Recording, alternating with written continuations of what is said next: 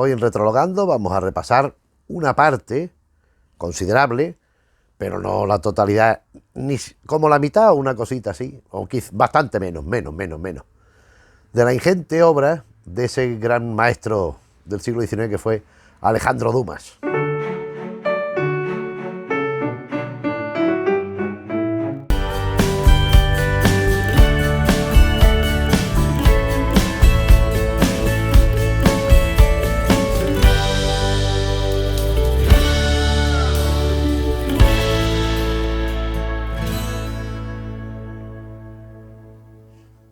Alejandro Dumas nació en 1802, falleció en 1870, fue hijo del conde negro, de un general muy importante, originario de Haití.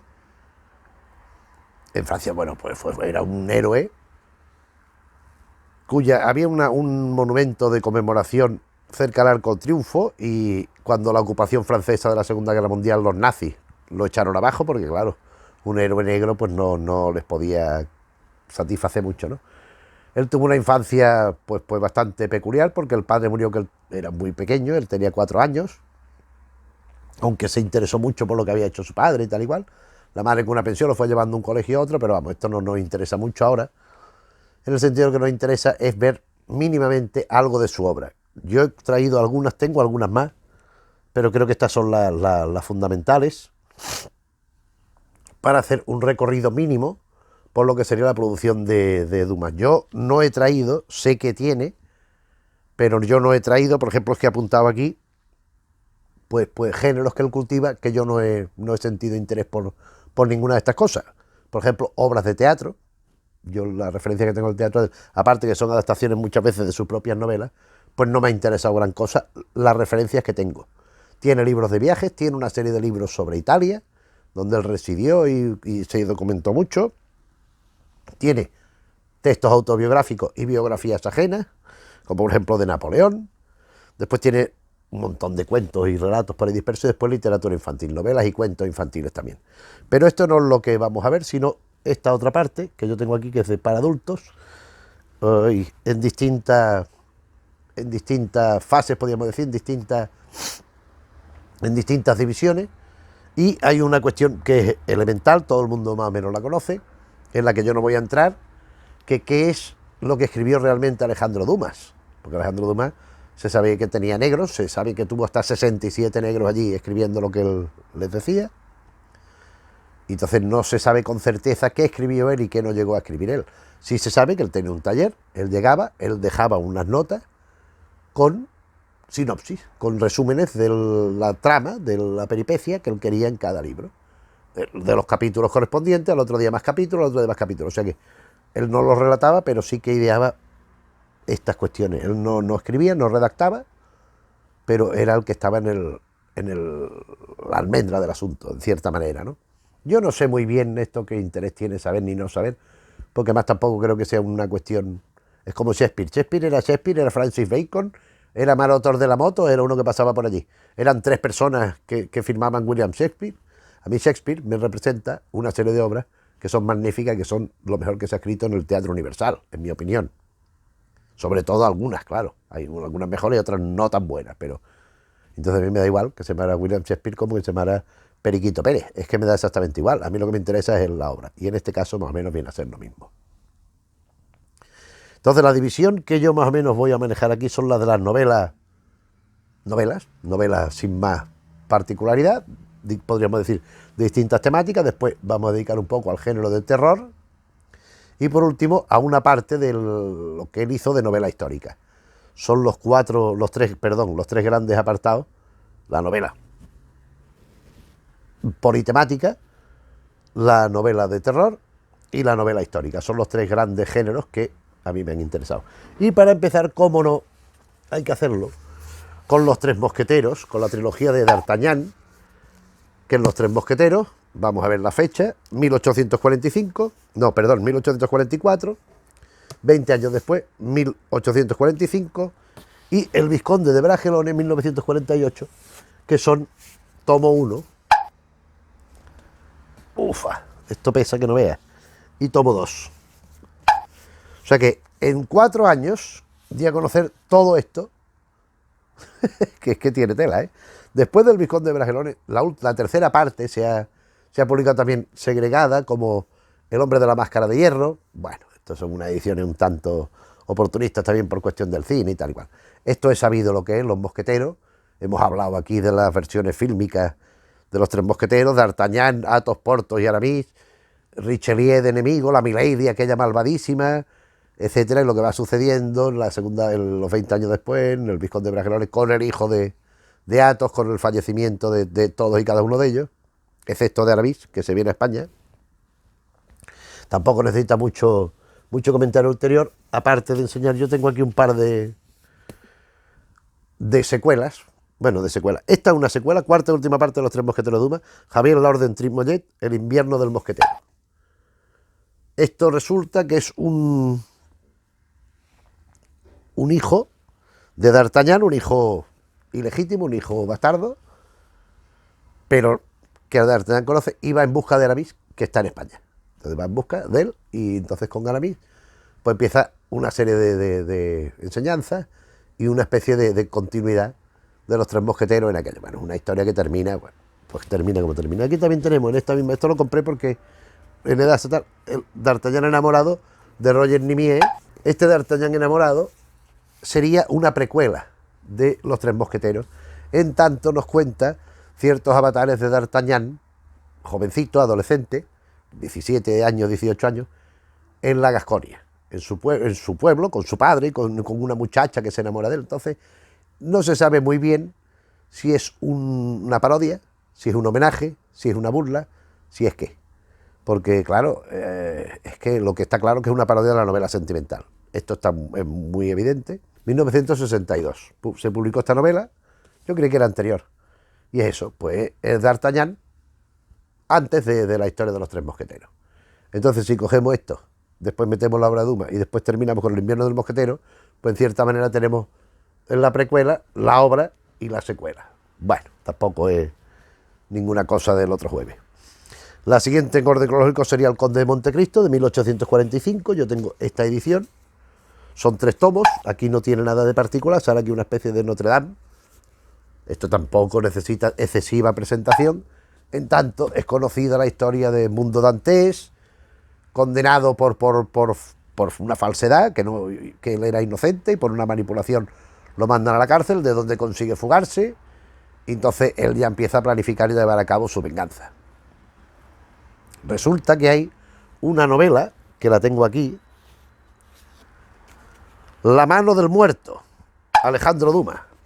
Y si uno lo abre, dice, es que no sé si pone continuación o segunda parte, vamos a ver qué pone aquí. Se supone que es la continuación, bueno, se supone no, es la continuación del Conde de Montecristo. ¿Qué ocurre? Pues que esto no lo escribió Alejandro Dumas, esto se sabe que lo escribió un tal Alfredo Hogan en 1854 y pasó como que era de Dumas. La calidad literaria es infinitamente inferior, el interés de la trama también. Yo no sé cómo permitiría el bueno de Alejandro Dumas que se publicara este pestiño, que es un pestiño importante, ¿eh?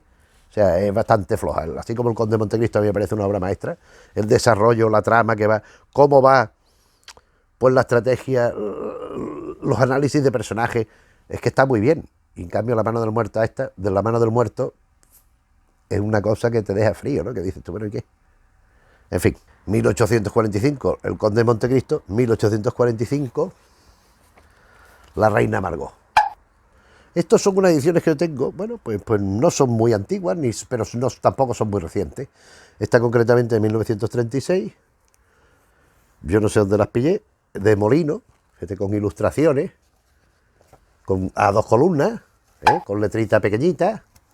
La Reina Margot es la primera de la trilogía de los Valois, de las guerras de religión, es Margot de Valois, y entonces vamos viendo pues por los conflictos religiosos que se producen en Francia en este tiempo. ¿Por qué la trilogía de los Valois? Pues porque después tiene La Dama de Montsoreau, que es esta. Aquí tenemos el tomo 1. Esto yo creo que es un poco 1934. Bueno, pues ya ves tú. la continuación directa de la Reina Margot, y el segundo tomo, bueno, como lo tengo aquí, pues mira, lo enseño que nunca viene mal, ¿no? Tomo 2.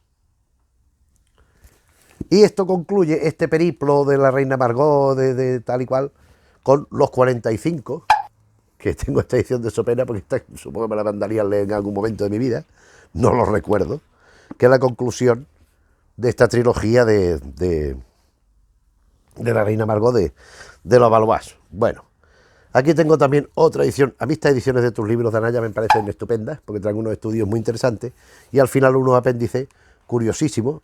En este caso el apéndice es más modesto, pero a veces maravillosos debido a gente muy interesante.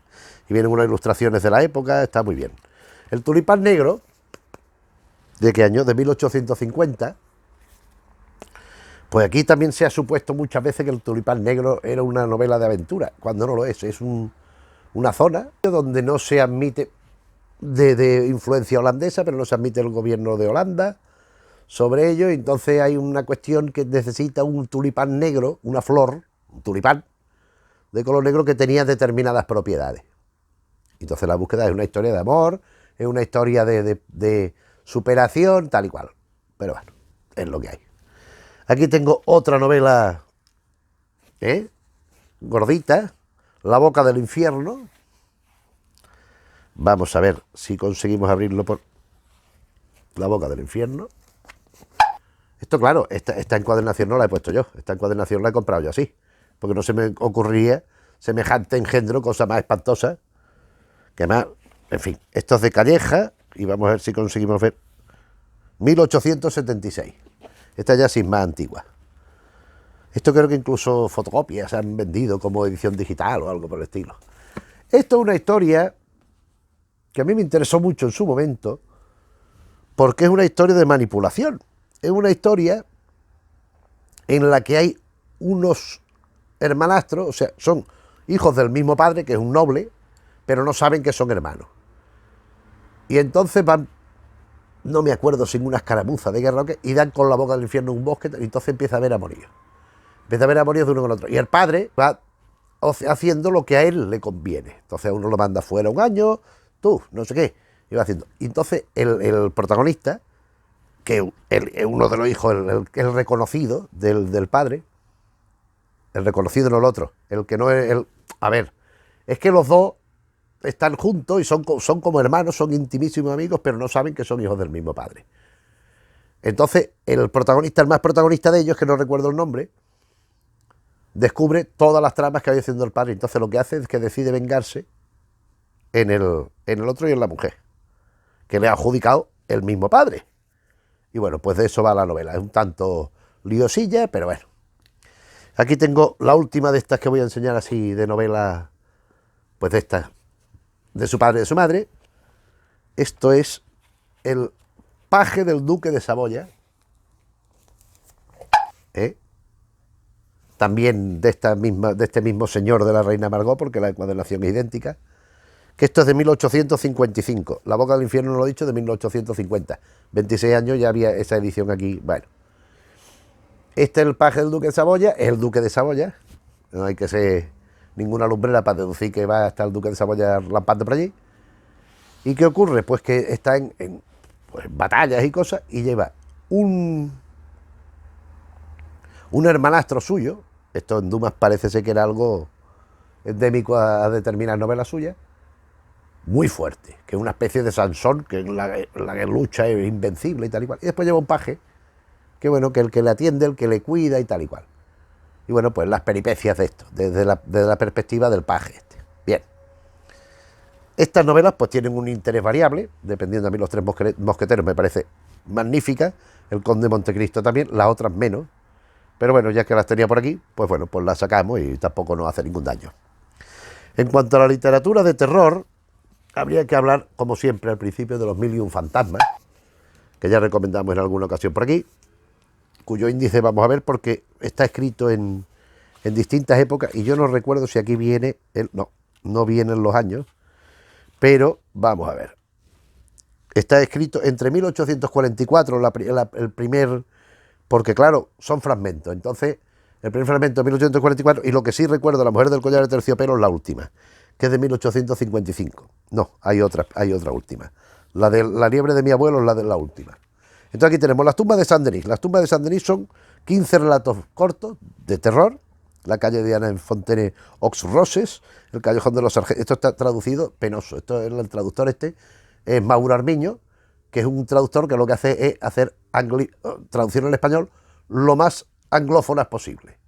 O sea, en lugar de hacerlo en un español más fluido y más correcto, se dedica a traducir pues como si fuera más afrancesado. En busca del tiempo perdido, toda la vida de Proust, este señor lo tradujo a La búsqueda del tiempo perdido. Son matices, pero bueno, entonces son cosas innecesarias. Entonces este señor, yo no sé por qué le encomiendan estas cosas, porque no tiene capacidad ni talento para ello, pero bueno. El callejón de los sargentos, El atestado, La casa de Escarrón, La bofetada de Carlota Corday, en fin, 15 relatos. Los 1001 fantasmas, 2, La mujer del collar de terciopelo, esto es una novela extensa. Volumen 3, Historia de un muerto contada por él mismo, otras historias cortas. Los gentiles hombres de Sierra Morena, La cacera del conde de Foix, tal. Y el volumen 4, El testamento del señor Chauvelin y La liebre de mi abuelo. Pues esto es lo que consta Los 1001 fantasmas, que a mí me parece una pieza ejemplar, es una obra maestra absolutamente, como lo es Capitán de Lobos. Capitán de Lobos es una historia pues de un hombre lobo, de un señor que es un zapatero llamado Thibault, que bueno, pues está en el bosque allí aislado, está allí viviendo, pues reflexionando y pasándolo mal, pero de pronto empieza a verse con unos y con otros que van pasando por allí, que tienen que ir a la ciudad a buscar cosas, y resulta que donde va y le acompañan una serie de lobos, van con él, una manada de lobos, y resulta que después descubrimos pues cuál es la relación de los lobos con este Thibault, que ya digo que está considerada quizá la primera novela de hombres lobos que se conoce, aunque no es específicamente un hombre lobo, pero bueno, no se trata necesariamente de hombre lobo. Y la última parte de la novela de terror, que podríamos denominar de terror, de Dumas, son Los crímenes célebres. Aquí tengo una edición en Planeta de estas de... Bueno, Cupsa pone aquí, pero vamos, Cupsa... Fueron estos crímenes célebres, fueron unos 20 los que escribió. Son narraciones de crímenes. No es de horror al uso, son narraciones de crímenes. Aquí vienen Los Cenci, Urbano Grandier y La marquesa de Brinvilliers. Son estos tres los que vienen en este tomo. Por eso son crónicas de Y Valdemar, crónicas, crímenes célebres. La marquesa de Brinvilliers, Urbano Grandier y Vaninka. Hay una que varía en cada edición de uno para otro. Por eso he traído los dos y por eso los tengo. Y para concluir este repasito más o menos elemental, vamos a hablar de la novela histórica, porque la novela histórica, bueno, no lo he dicho, perdón, no lo he dicho. Los crímenes célebres los elaboró entre 1839 y 1941, toda vez que la novela Capitán de Lobos de 1857. Esto para centrar la cronología del trabajo en sí. Vamos a ver, si nos vamos a las novelas normales que hemos enseñado, las novelas de distintos temas, entre 1844, que es Los Tres Mosqueteros, y 1855, que es El paje del duque de Saboya, en esos 11 años se ha dado toda esa actividad, y más novelas en medio que no he traído, claro. El terror entre 1844 y 1857, que es Capitán de Lobos. Como vemos, la coincidencia cronológica es que de ahí lo de los negros que decíamos. Y estas novelas empiezan, las que vamos a ver, en 1846 y terminan en 1853, con el añadido de que las tres últimas, que yo la quinta no la he traído aquí, porque no la he encontrado, son del mismo año, de 1853. Estas que me he traído de novela histórica escribió bastantes novelas, pero a mí me interesó mucho esta parte que trata sobre la Revolución Francesa. De hecho, es el ciclo de la Revolución Francesa. Esto viene a ser a través de unos personajes concretos, sobre todo de uno, que aparece en la tercera novela en el título, el transcurso de los momentos inmediatamente anteriores a la Revolución Francesa en sí, y las consecuencias directas e inmediatas. Entonces, estos son, ya verás qué risa. Esto es Bálsamo, Memorias de un médico, José Bálsamo, que es el inicio, es la primera de las novelas, que es este tomo y este otro. O sea, estos dos tomos son José Bálsamo, Memorias de un médico. En la parte inicial, donde ya se va viendo este médico, pues por lo que va atendiendo. Es quizá la novela más tangencial de todas, junto con esta que a mí me encanta, El collar de la reina, que es el segundo, también un tomito interesante. Entonces, en El collar de la reina, y es por eso por lo que me interesa traer este ciclo aquí, vamos a ver, hay un prólogo llamado Las profecías, que me parece asombroso. El otro es de 1846, la memoria del médico, esta de 1849, y dice, no lo voy a leer entero, porque ya me gustaría, porque es que es espectacular, pero es demasiado largo para leerlo entero. La cuestión, en un vídeo hace poco, en un directo, lo mencioné. En uno de los primeros días de abril de 1784, a las 3:15 aproximadamente de la tarde, el anciano mariscal de Richelieu, nuestro antiguo conocido, después de haber tenido la entonces está Richelieu, pues allí en su palacio, que va a dar un ágape, una comida, yo creí que era una cena, quería recordar yo. Y bueno, y vienen una serie de nobles. Vienen una serie de nobles a festejar allí, a comer, a lo que fuera. Y aparece Cagliostro. Cagliostro, el personaje sabido, que decía que venía del tiempo de los egipcios, que había vivido todos los años, que era inmortal, tal y cual. Un necromante, un alquimista, llámesele como quiera. Un personaje extraño que existió, o sea, un personaje histórico. Pero claro, que lo que él decía era la historia del gran capitán, ¿no? O sea que lo que en cualquier caso despertaba la inquietud de escritores y le llamaba la atención, porque ha habido varios que han trabajado sobre Cagliostro. Pero a mí este prólogo es que me parece soberbio. Es que yo este prólogo lo conocí porque en 1001 Fantasmas hay una edición en porrúa que no está completa, faltan los libros 3 y 4, aquí en este de Valdemar sí está completo, pero en otro está nada más que el primero y el segundo. Y parte del tercero, pero no está entero. Pero, sin embargo, añade esto, que se llama Profecías, las profecías, y a mí me pareció el mejor texto de todo el libro aquel, porque es que me parece asombroso, es que me parece chulísimo, es que es muy divertido. Entonces todos los nobles están allí y Cagliostro le va diciendo a cada uno lo que le va a pasar. Y cuando Richelieu dice, a mí que no me has dicho nada, dice, no se preocupe que usted no tiene nada que temer de la Revolución Francesa, porque se va a morir esa noche. Porque el tío se vaya a la cama y ya no se va a despertar. Pero el tío le va anticipando. Hombre, lógicamente esto es un artificio muy interesante de Dumas, porque Dumas ya sabía lo que había pasado con uno y con otro. La marquesa de no sé qué, el otro del huevo frito, el otro del palomo verde, pues ya sabía lo que le había pasado a cada cual. Entonces lo que hacía es que el Cagliostro se lo iba anunciando antes de que pasara. Esa es la gracia del asunto. Pero pero la forma de narrarlo y la historia está muy bien traída, está muy interesante. Bien, tercer tomo, que es el personaje al que yo me refería, que en cierta manera es el que sirve de Ángel Pitou, el protagonista de este tomo, y es el que ya toma el testigo del asunto y pues lleva para adelante todo lo que queda, que es la condesa de Charny, que es este primer tomo y este segundo tomo. Son estos dos tomitos tan agradables de manejar. Y la quinta, que no me la he traído porque no la he encontrado, pero la tengo, pero no en esta edición, la tengo en una edición de bolsillo normal, es El hombre de la Casa Roja, porque la condesa de Charny es la mujer del Pitou, tienen que ver con la mujer del Pitou, tal y cual.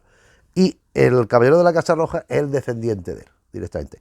Originalmente, José Bálsamo, Memorias de un médico, El collar de la reina, Ángel Pitou y la condesa de Charny era el ciclo completo. Era la tetralogía de la Revolución que escribió Dumas con esta intención. Pero después, en 1853, mismo año del Pitou y de la Charny, aparece la Casa Roja. Y la Casa Roja es una secuela, pero además que parecen pensadas mucho después. Sin embargo, enlaza directamente con esto. Y bueno, pues este viene a ser el repasito que queríamos hacer de esto, que no es baladí, no es poca cosa. Estos son horas de lectura, de disfrute, porque es que es divertido, es agradable, es de un ritmo frenético, es un ritmo muy rápido. Siempre las novelas de Dumas es una incesante cadena de acontecimientos uno tras otro, algunos más o menos lógicos, otros más disparatados, pero en cualquier caso es el gran creador de este tipo de narrativas, de novelas, de aventuras, de no sé cómo decirlo, que interesa tanto más lo que sucede que cómo se está contando. Pero aunque él era muy eficaz contando, él o los negros que estuviera allí trabajando, pues eran muy eficaces contándolo. En fin, ya dijimos que iba a hablar algún día de Dumas, pues lo hemos hecho hoy. Esto es básicamente lo que conozco yo de Dumas, y a mí me parece que es estupendo. Yo no me arrepiento en absoluto de haber invertido mi tiempo en haber conocido esto, porque de verdad que me lo he pasado muy bien. Como espero que no tan bien, pero un poquito sí te lo has pasado con este vídeo, recordando algunas que me parecen auténticas maravillas, algunas. A mí quizás el ciclo de la reina Margot, el del paje, eso es lo que menos me interesa, pero los mosqueteros, el Montecristo, esto de la Revolución Francesa y los de terror, todos, Milo Fantasma, el Capitán de Lobo y los crímenes célebres me parecen portentosas. En cualquier caso, siempre están a nuestra disposición para quien lo quiera poder leer. Y lo que decía, espero haberte más o menos distraído un ratito. Si es así, pues le puedes dar al me gusta. Si te interesa, pues suscribirte al canal, decírselo a la gente que conozcas que le pueda interesar, y nosotros te estaremos agradecidos. Un saludo.